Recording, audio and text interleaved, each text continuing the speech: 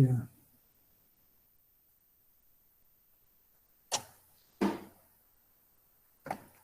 Buenas noches, compañeros, ¿me escuchan?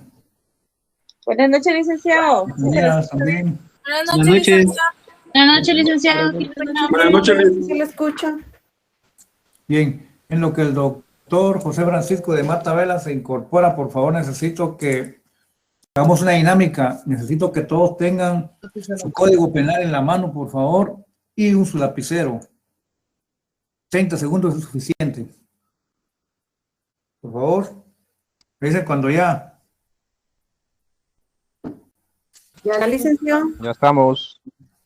Esta sección son pilas, es que en la otra sección ni color, que no tenían el código en la mano, que todavía no. Las clases es importante tener el código penal y el libro. Bien, ya estamos listos, ¿verdad? Sí, ya estamos listos. Si ustedes se dan cuenta, en la agenda del día de hoy hay una clasificación doctrinaria y una clasificación legal de las penas. La clasificación legal es la que vamos a tratar nosotros ahorita, en cuanto a que el Código Penal reconoce las penas como principales y como accesorias. Ahí en la agenda les coloqué yo los artículos pertinentes de cada una de ellas. Por tal razón quiero que se ubiquen ustedes en el artículo 41 y el lapicero es para que hagamos la dinámica de siempre. Vamos a manchar el código. Las penas principales que observa nuestro Código Penal son la de muerte, la de prisión, el arresto y la multa. Estos, como ustedes van a ver después con el doctor de Mata, cada una de estas recae en bienes jurídicos de la persona, que son garantías constitucionales, o sea, lo que el Código Penal protege. Como tienen su lápiz o su lapicero, empecemos a rayar el código, pues. Artículo 41 dice, son penas principales, la de muerte, una flechita para arriba y le ponen entre paréntesis vida. La de prisión y el arresto, le ponen abajo de esta libertad de la persona, libertad personal. Y donde dice multa, entre paréntesis, patrimonio. Si ustedes se dan cuenta, las penas principales recaen siempre sobre bienes jurídicos tutelados de la persona. La de muerte, como dice el doctor de Mata en sus exposiciones, mal llamada pena de muerte, porque realmente lo que pierde la persona es la vida. Entonces la pena de muerte recae sobre la vida y no sobre la muerte en sí, pues debería llamarse la pena de la vida. Pero en fin, esta pena de muerte, pena de prisión, el arresto y la multa son las principales. Las penas accesorias están en el artículo 42, pero ustedes las pueden ver después más detallitas del 56 al 61 y más adelantito. La pena de muerte tiene carácter excepcional, compañeros. Es llamada en la doctrina un subchivo para examen final. ¿Cómo se conoce la pena de muerte en la doctrina? Se conoce como la pena capital. ¿Por qué? Porque es la que ataca el bien fundamental, que es la vida. La pena de muerte tiene carácter extraordinario, o sea, es una pena muy especial para aplicar. Claro, hago la salvedad desde un principio que la pena de muerte no se aplica en Guatemala, por las razones de la ratificación del Estado de Guatemala en cuanto a los tratados internacionales sobre derechos humanos y así como el Pacto San José. Pero sí tenemos que hablar de ello, pues parte de la cátedra. Por eso dice que solo en los delitos que están contemplados explícitamente, aunque no tenga aplicación, estamos hablando de la violación agravada, el magnicidio y algunos otros que también la misma Corte Constitucional ha dejado fuera de la aplicación. Lo muy importante para efectos de examen, como digo, vamos a hablar de esto porque es igual que en derecho mercantil, les van a platicar a ustedes de las letras de cambio, pero ya no se utilizan mucho. Aquí en Guatemala la pena de muerte no se aplica, pero ustedes les pueden preguntar como estudiantes de derecho, ya estás en el segundo año, vos, ¿por qué la pena de muerte no se aplica aquí en Guatemala? Entonces vienen ustedes que la pena de muerte se aplica después de que se han agotado todos los recursos. En primera instancia tenemos nosotros la sentencia del juez, viene, se apela, se va a una sala, la sala de apelaciones nos vuelve a ratificar, entonces presentamos un recurso de casación, o sea, primero apelamos, las salas conocen, casación, posteriormente llega hasta el amparo. Claro, ahorita actualmente se ha hecho uso de la normativa internacional, pero ya no es necesario porque la pena de prisión ha sustituido en esto, en su límite máximo. Claro, la pena de muerte tiene sus connotaciones muy especiales que no se puede aplicar por delitos políticos, o sea, alguien que ha hecho fraude en cuanto a elecciones o financiamiento ilícito y todas estas cuestiones políticas se ha excluido cuando la condena se fundamenta en presunciones. Compañeros, las presunciones dentro de un proceso legal son las presunciones legales y humanas. Son las valoraciones que hace el juez de los hechos y los marcos jurídicos que se le presentan. Esto es procesal en cuanto a la aplicación de la prueba de presunciones humanas, o sea, no se puede presumir, tienen que ser hechos ciertos, no se puede aplicar cuando son presunciones, cuando se fundamentan presunciones. Y aquí hay algo muy especial, para las mujeres tampoco se puede aplicar la pena de muerte. Y ahora en una actividad que tuve yo hace 3 días, estaba exponiendo ante unos compañeros profesionales y alguien se levanta y me le dice la mano, Dick, este artículo que usted está exponiendo, nosotros le pusimos aquí como a usted le gusta, aquí nomás que el código, en son de broma, me dicen, dice el artículo 43, numeral 4, a los varones mayores de 70 años, entre paréntesis, pongamos la vacuna COVID-19. Me empiezo a pensar, sí, compañero, porque la vacuna se está aplicando a las personas mayores de 70 años. Me gusta que estén ustedes ubicados con el Código Penal, que la pena de muerte no se podía aplicar a los mayores de 60 años. Y tampoco a las personas que han sido extraditadas bajo esta condición. Lo importante aquí es que ustedes estén de acuerdo o no estén de acuerdo en la aplicación. Esto sí es doctrina. Están los abolicionistas que dicen que la pena de muerte no funciona, que hay que quitarla, porque desde un punto de vista cristiano, solo Dios da la vida, la puede quitar, o que otros dicen, no, eso es más que todo un circo, un espectáculo. Los que están en contra de la pena de muerte son los abolicionistas, que la quiten porque no sirve, pero hay otras personas que piensan lo contrario, los antiabolicionistas. Eso lo va a explicar el doctor en su momento. La pena de prisión es la pena que recae sobre la libertad de las personas y es la privación de la libertad personal y deberá cumplirse en los centros penales de acuerdo al artículo 44 destinados para el efecto. Aquí lo que yo quiero que ustedes hagamos la dinámica. Su duración se extiende desde 1 mes hasta 50 años. ¿Alguien me puede relacionar el artículo que vimos en las clases anteriores que tiene relación con este artículo 44, compañeros? Por favor. Bueno, por razones de tiempo, rayen su código penal, pues, a este artículo 44, donde dice de 1 mes hasta 50 años, pónganle ustedes ver.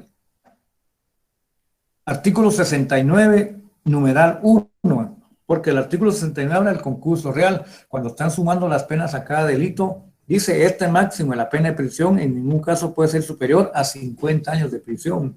Entonces, si ustedes se van al artículo 69, ráyenme ahí, le ponen por favor ver artículo 44. Esa es la dinámica que vamos a hacer el día del repaso, para que tengamos nosotros los chivos a la mano, pues. Entonces, esa es las circunstancias. La pena de prisión también va relacionada con la pena de arresto, porque la pena de arresto es una pena que tiene la privación de libertad, pero hasta por 60 días.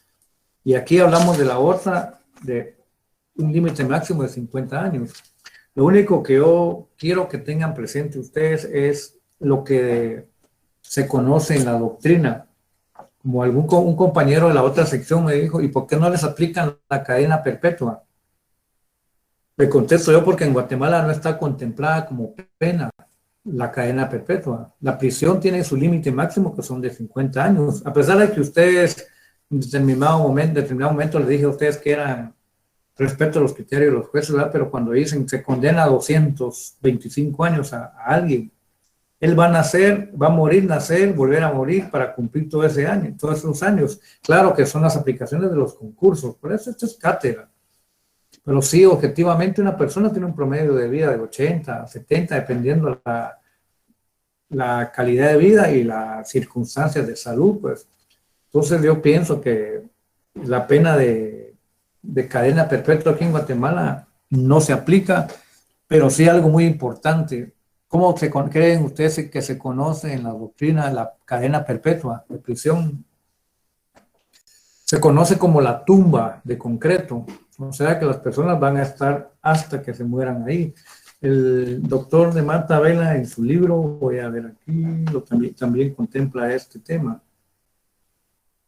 Lo tenía yo en la mano, pero sí se me... aquí está, en la doctrina dice que se conoce como la tumba de los hombres vivos, citando a Mancini. Cuando dice a este respecto se cita la famosa pena del ergástulo italiano que Mancini denominó tumba de los hombres vivos. Y pues imagínense, usted es una persona que va a pasar el resto de su vida dentro de 4 paredes, aparentemente porque siempre en los centros de prisión tienen tiempos para dedicarse a otras actividades más allá de estar recluidos en la prisión, pero la idea es, lo alegórico es de por vida, pues. Ahora bien, el arresto, ya saben ustedes que son, de acuerdo al artículo 45, hasta 60 días y solamente se aplican para los responsables de las faltas y se ejecutará en lugares distintos a los destinados al cumplimiento de la prisión. En tanto que si nosotros vemos en el artículo 52, la multa, la pena de multa consiste en el pago de una cantidad de dinero que el juez fijará entre los límites legales. Y el doctor de Mata le va a hablar a usted lo que son las penas accesorias que están en el artículo 42. Ahí están detalladas las penas accesorias, pero están ya más explicadas legalmente en los artículos que yo les puse aquí en la agenda, donde dice del artículo 42 y del 56 al 61 del Código Penal, que ustedes lo van a ver despacito. Entonces aquí, recapitulando, la pena de multa se conoce que es la pena únicamente para, como le dije a ustedes, para las personas de pies descalzos.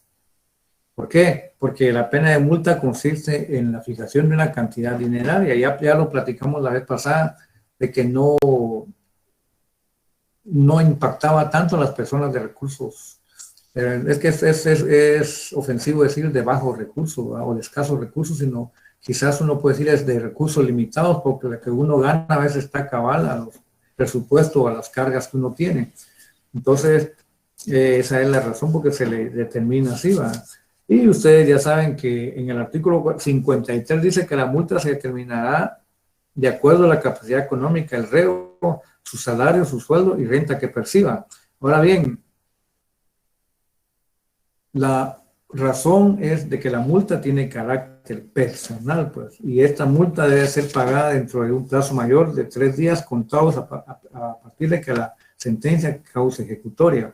Lo único que a veces las personas se preguntan cómo quedan entonces los derechos políticos de las personas que cumplen condenas. Por un lado, pueden ellos salir, pueden seguir estudiando, y algunos dicen también, podrán las personas privadas de libertad exonerarse de pensiones alimenticias que están fijadas. Entonces todo esto lo vamos a ver nosotros en su momento aquí, de que las personas, claro que sí, tienen sus condiciones.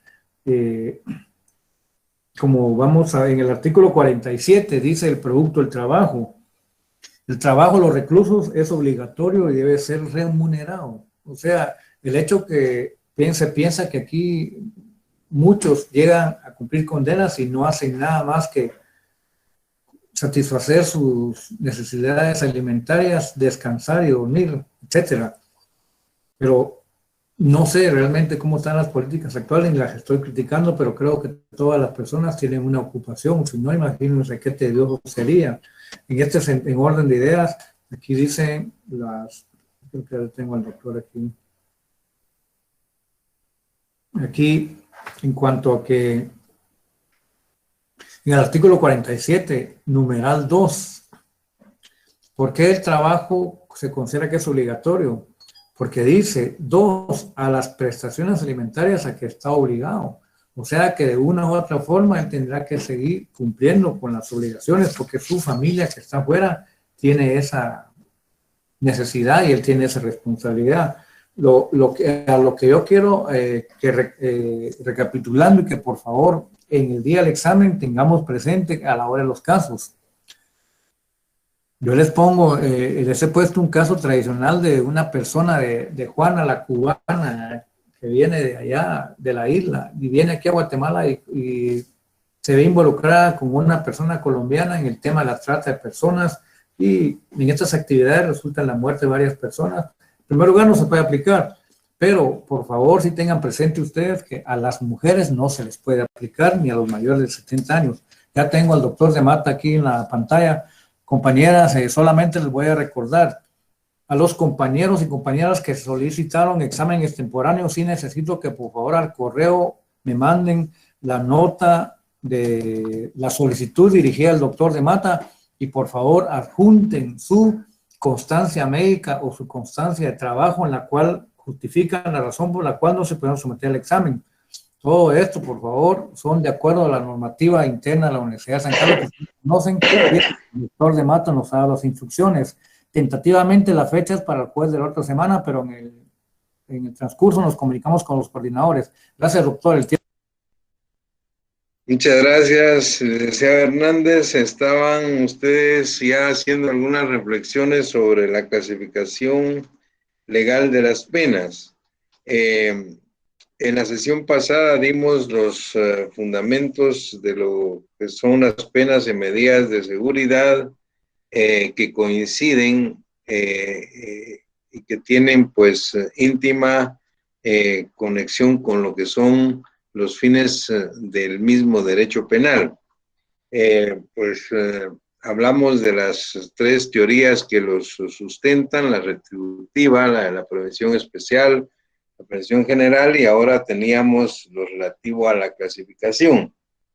Desde el punto de vista de la doctrina específicamente, se pudiera hablar de la clasificación de las penas atendiendo a los bienes jurídicos que se restringen. Y en atención a los bienes jurídicos que se restringen, pues regularmente pues se hablan de la libertad, que es uno de los bienes jurídicos más preciados, que queda totalmente restringida en lo que se refiere a la pena de prisión y a la pena de arresto, que son dos de las penas principales que pues contempla, como ustedes ya lo habrán escuchado o ya lo habrán leído, pues el Código Penal guatemalteco. El Código Penal habla de una clasificación legal stricto sensu y dice penas principales y penas accesorias. Dentro de las principales tiene la pena de prisión y la pena de arresto, y estas penas pues restringen bienes jurídicamente tutelados de manera especial como la libertad, pero aún más, un valor mucho más elevado, el supremo valor que se refiere a la vida y que tiene pues obviamente que ver con una de las penas principales, la pena de muerte. Entiendo que a eso se estaba refiriendo el licenciado Hernández cuando nos conectamos, en razón de lo que es pues una de las penas más discutidas, más polémicas que han existido y que aún pues se polemiza bastante sobre ello. Tenemos la pena de muerte, les comentaba yo a guisa de anécdota que un profesor en España planteaba de que pues un poco como a guisa de, pues le decía yo, de chiste, pero anecdóticamente es cierto. Decía, bueno, se habla de la pena de muerte, realmente no es la pena de muerte, es la pena de vida, por lo que le privan a la persona es la vida, no es la muerte. Sin embargo, pues estamos acostumbrados a decir pena de muerte, y realmente es la pena de vida. En todo caso, pues esto eso es un paréntesis anecdótico para que ustedes vean que el bien jurídico que restringe acá al más alto nivel, al nivel supremo del ser humano, es la vida. Y les decía que es muy polémico. Ustedes van a ver, y cuando lean su doctrina, pues las teorías abolicionistas y las antiabolicionistas sobre la pena de muerte. La verdad es que hay argumentos muy fuertes en ambas. Las teorías abolicionistas pues sostienen aún hoy día de que la pena de muerte pues obviamente no tiene ninguna razón de ser. Lo único que garantiza la pena de muerte es que a quien se le aplican ya no volverá a delinquir jamás. Esa sí es la única garantía. Pero obviamente la pena de muerte no rehabilita, no reeduca, no resocializa, que son los fines del derecho penal y la pena. Aparte de eso, que algunos van más allá y entienden que la pena de muerte ni siquiera intimida. Intimida, dice, a las personas honradas, a las personas honestas, a los que no tienen ningún índice de peligrosidad social, pues como podrían ser la mayoría de personas, pero a los que tienen algunos indicios de peligrosidad social no los intimida, al contrario, dice, los reta. Tanto es así, dicen ellos, que si la pena de muerte por sí sola fuera intimidatoria para no cometer delitos, es decir, impongámosla para que no se cometan delitos, diría qué fácil sería decir, todos los delitos del Código Penal, no importa cuál sea, tienen pena de muerte. Es decir, y si con eso lográramos que a nadie nunca delinquiera, entonces, bueno, nadie. Y eso, pues, la verdad es que no es tanto así, no es así. De tal manera, pues, que esa es la polémica que hay respecto de la pena de muerte, al extremo que yo me animaría a decir que el 95-97% de países en el mundo, o de estados en el mundo, tienen la abolición de la pena de muerte. Son muy pocos los que lo tienen. Vean ustedes en Latinoamérica, pues realmente son muy pocos. En el caso nuestro, que era lo que ustedes estaban comentando, pues la verdad es que aun y cuando no se ha abolido la pena como tal legalmente, es imposible de aplicarla. No hay posibilidades de aplicarla en este momento. En todo caso, lo que sí es cierto es que la pena de muerte no es la pena más importante dentro del ordenamiento jurídico penal de Guatemala, ni dentro de los demás ordenamientos jurídicos. La pena más importante que existe, indiscutiblemente, es la pena de prisión, donde el bien jurídico que restringe el Estado, pues a quienes son encontrados culpables y condenados, a una pena de prisión, es la libertad. La libertad y esta pena de prisión, desde luego, que estando en todos los delitos, y por supuesto también en las faltas, es la más importante. ¿Por qué decía en las faltas? Porque lo que se restringe, decía, es la libertad, y tanto en la pena de prisión como en la pena de arresto se restringe la libertad de la persona.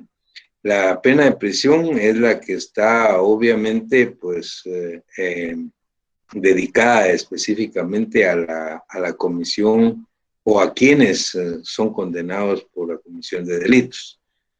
Contrario censo, las penas de arresto son aquellas que están específicamente dedicadas a quienes han cometido faltas.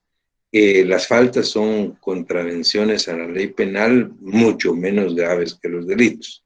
De tal manera, pues, que la pena de prisión, que puede ir, pues, de 1 mes hasta 50 años, y eso es importante aclararlo, porque de acuerdo a la fijación de la pena, ustedes ya saben, y han leído, ya estudiamos los concursos de delitos, artículos 69 y 70, incluso el delito continuado del 71, ninguna pena de prisión bajo ninguna circunstancia puede ser mayor a 50 años de cárcel.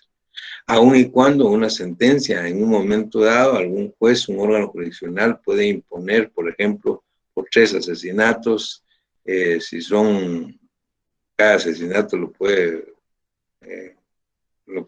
al sujeto de 3 asesinatos puede decir 40 años de prisión por cada uno, iría 120 años de cárcel.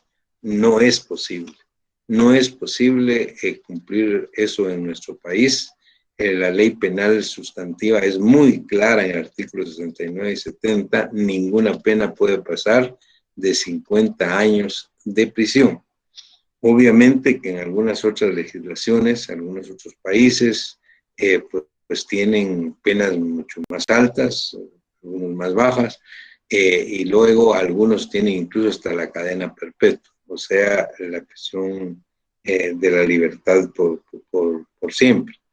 Eso no lo tenemos en nuestro país. Obviamente que es susceptible de ser discutida y que en un momento podría darse, pero en este momento está claro que la pena de prisión, pues que es una de las más importantes, es hasta 50 años. La pena de arresto tiene la característica que es para faltas o contravenciones, que son infracciones leves a la ley penal, y tiene una característica especial el arresto, que por cualquier pena de arresto se puede sustituir por multa, o sea, se cambia por multa. Las penas de arresto son conmutables, pues se pueden pagar pecuniariamente. Las penas de prisión, algunas, por ejemplo, las que no superan los 5 años, las penas de prisión que no superan de 5 años pueden también ser conmutables, aun y cuando hay delitos que con penas de prisión menores de 5 años, los jueces pueden imponerlas de manera inconmutable. Digamos, sería como un poco la diferencia que hay entre pena de prisión y pena de arresto. Las dos restringen libertades y son consideradas penas principales. Entonces, las penas principales, de acuerdo a la legislación nuestra, pena de muerte, la pena de prisión, la pena de arresto y las penas de multa. La pena de multa es una sanción económica que afecta el patrimonio de las personas y que efectivamente, pues, en algunos delitos, pues, tienen solo pena de multa, pero algunos, y esto también es discutible mucho en la doctrina, hay debates sobre ello, pues hay delitos que podrían tener una pena mixta, o sea, pena de prisión y pena de multa, una pena mixta. Eso se discute bastante en la doctrina, pero más se discute, escuchen lo que voy a decir, más se discute en la doctrina y se polemiza sobre cuando se trata de una pena de prisión, una pena de multa que no la puede pagar el condenado. Y al no poder pagar la pena de multa, se le convierte en prisión. Eso es muy discutible en la doctrina de derecho penal. Pues algunos creen que es pues una aberración jurídica, porque la pena no es de prisión.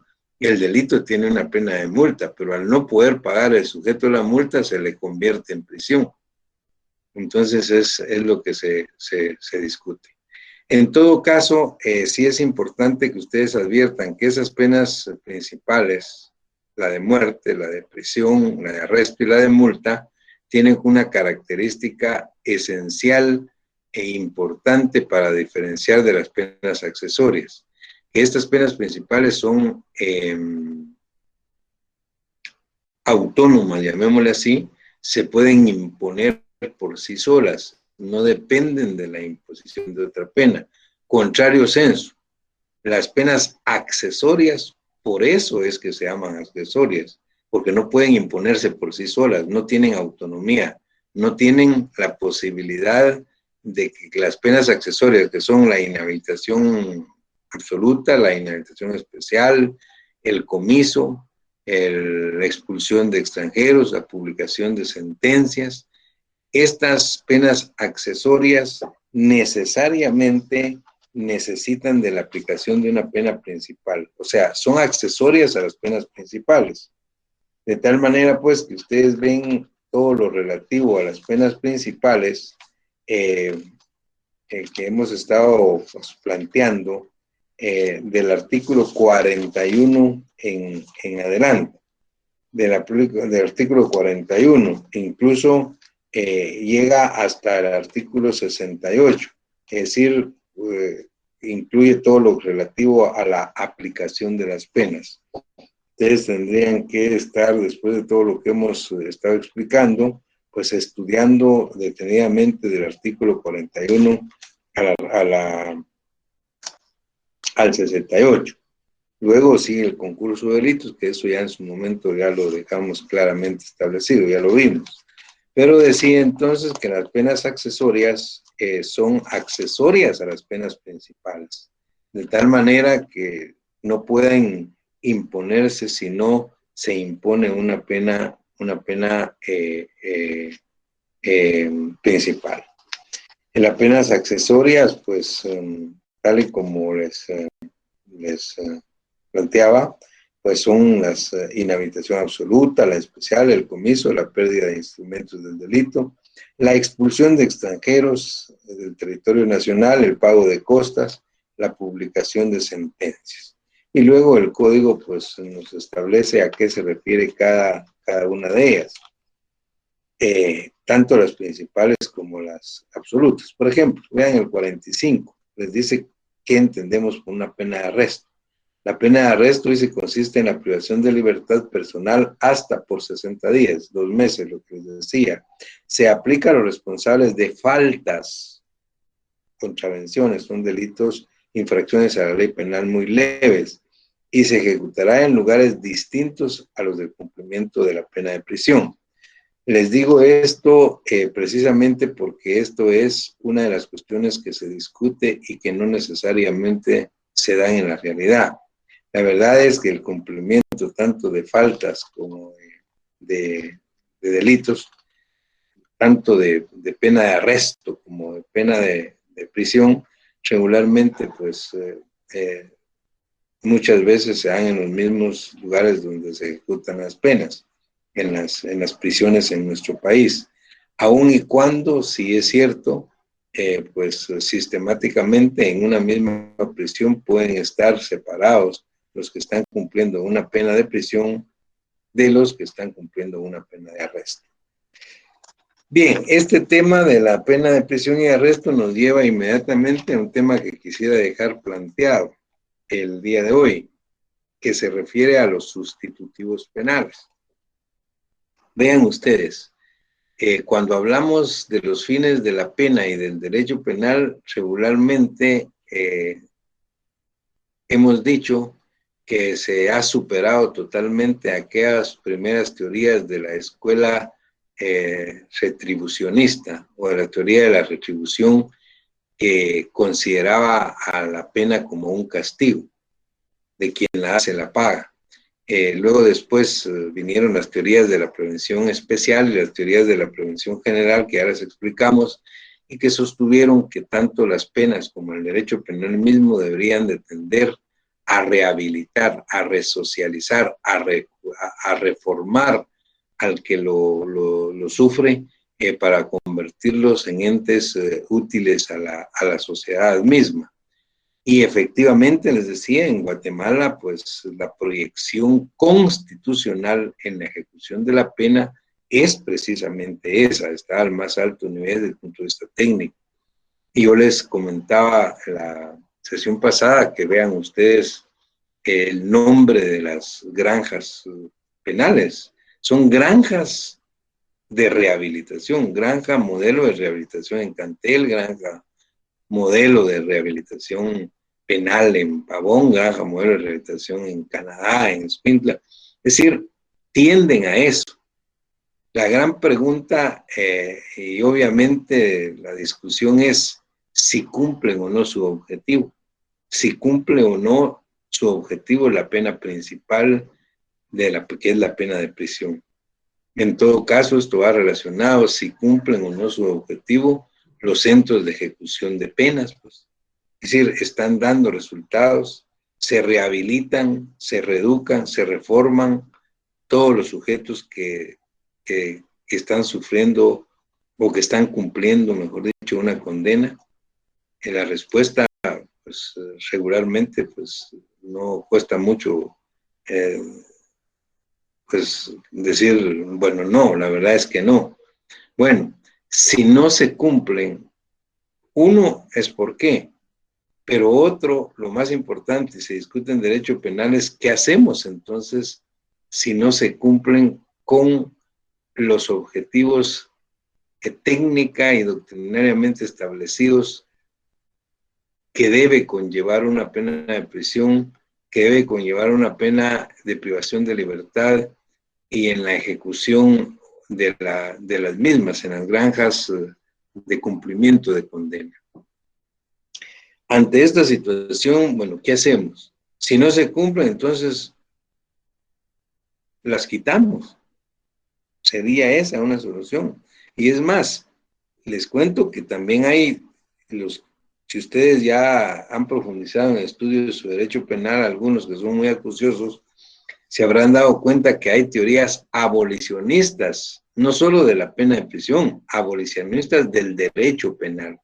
Es decir, creen que el derecho penal no funciona, no cumple el cometido para el que fue creado, entonces habría que abolir el derecho penal. Bueno, pero esto sería la solución. La verdad es que les comento, pues, que se ha discutido mucho sobre esto y se ha hablado y se hace un parangón con la medicina. La medicina, tampoco ha abolido la enfermedad.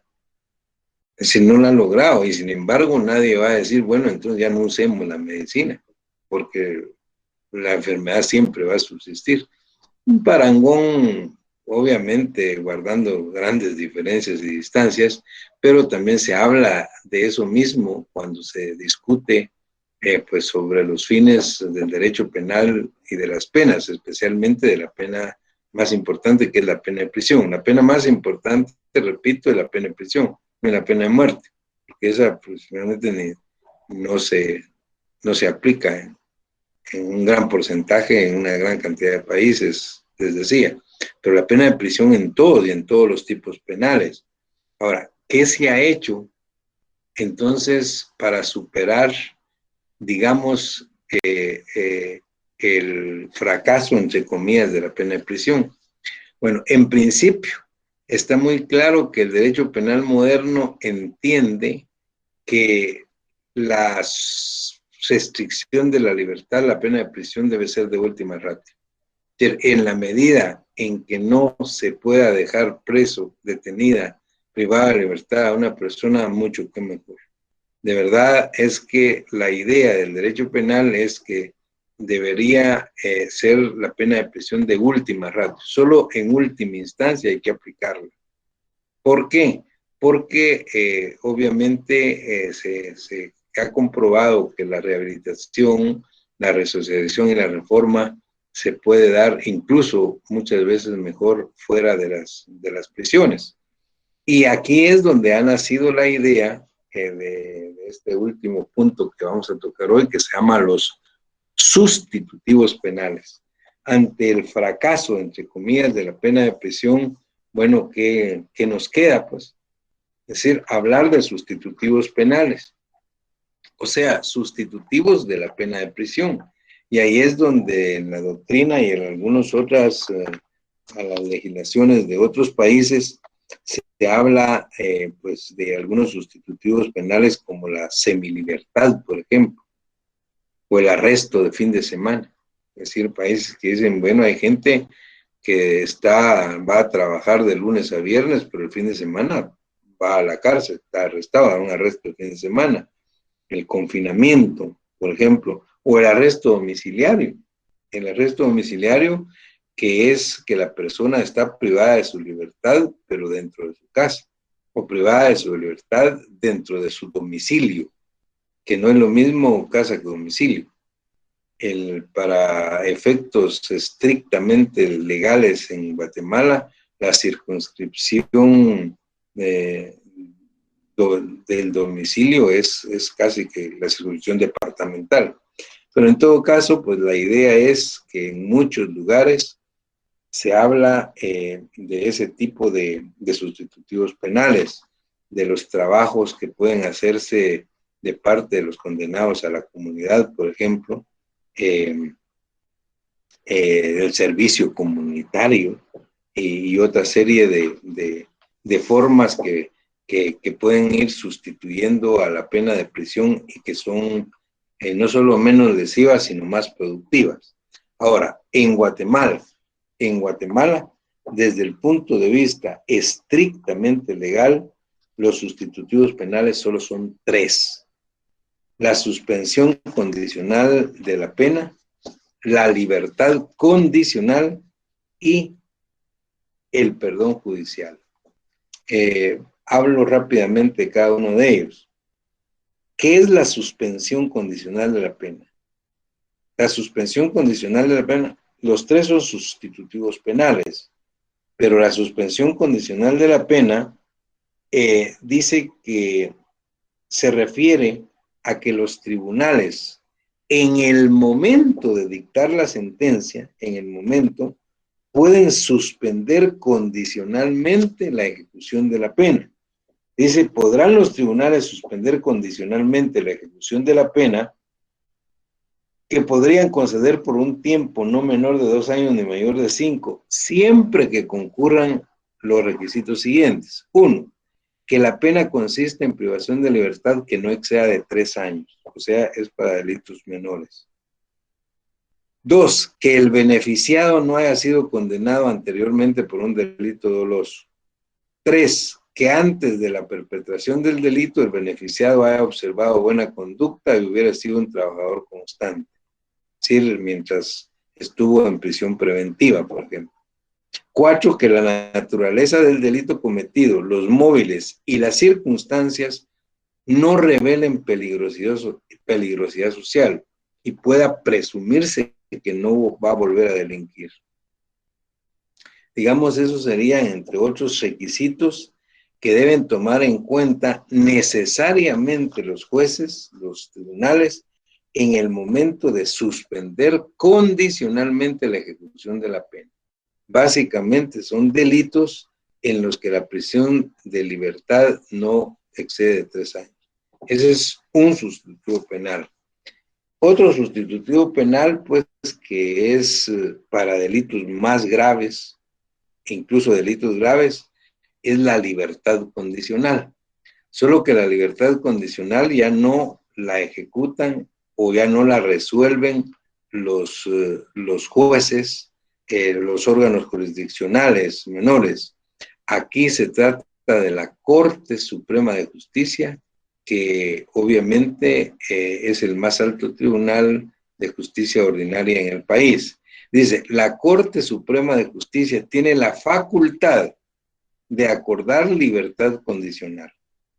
La libertad condicional será acordada por una resolución que expresará las condiciones que se imponen al favorecido. Ahora bien, hay que llenar ciertos requisitos. Escuche.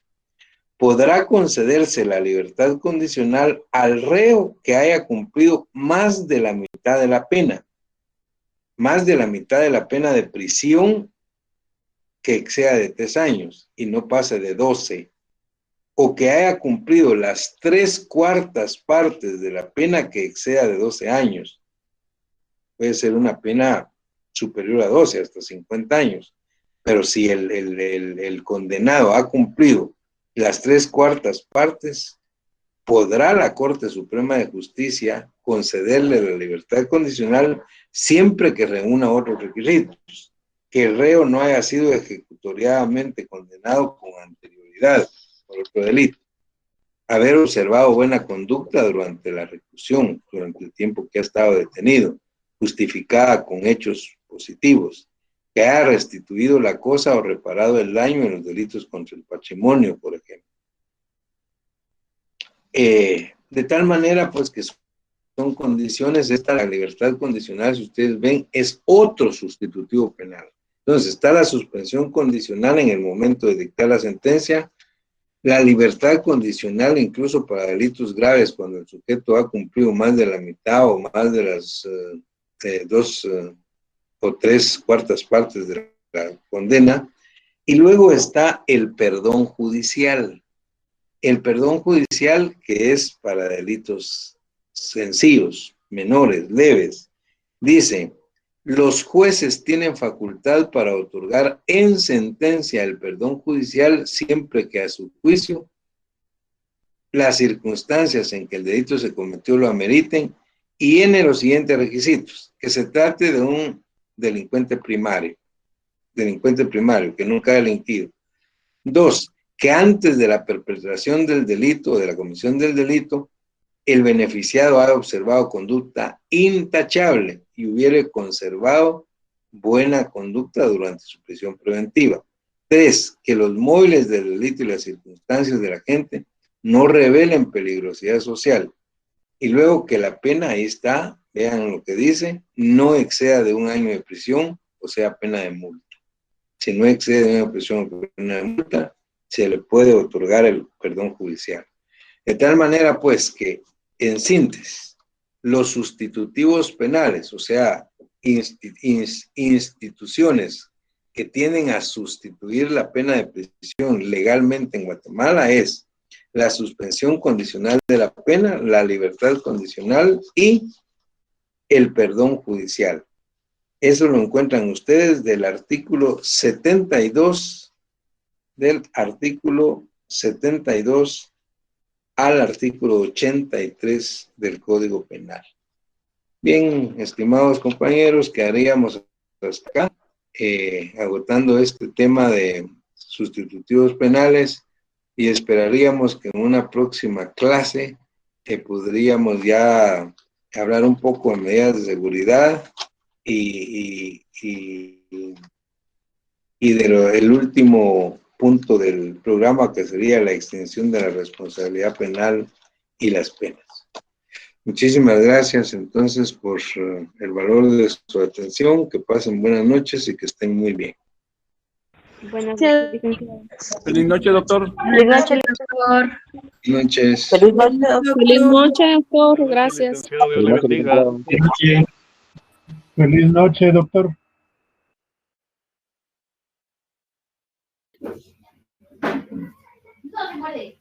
Feliz noche, doctor.